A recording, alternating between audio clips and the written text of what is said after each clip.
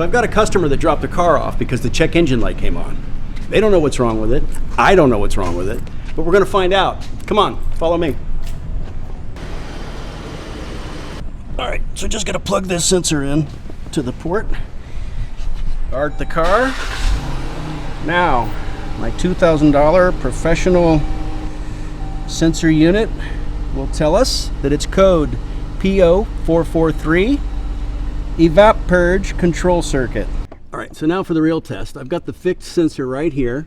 We're gonna plug that right into the port, which any car built after 1996 will have. Any car that uses gas. This right now, it's talking to the car's computer system. And through the sensor, it's gonna pull up what's wrong. There we go.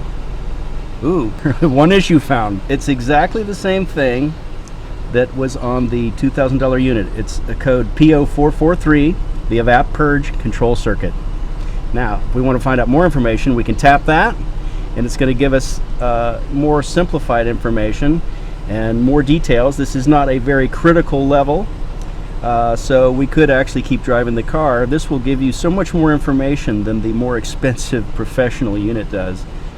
So what I really like about this is that the fixed sensor will tell you an estimate of what the repair is going to cost before you even go into the shop. We've got some pretty good news here.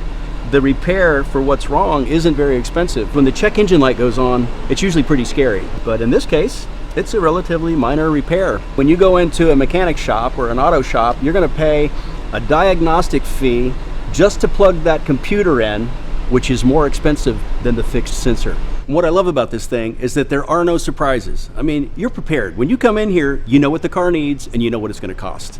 Then all I have to do is fix the car and everybody's happy. So when my clients come in, I recommend they get one of these devices. It makes it easier for me when you do, and for less than the price of a tank of gas, you'll have a mechanic in your car at all times. Thanks for watching.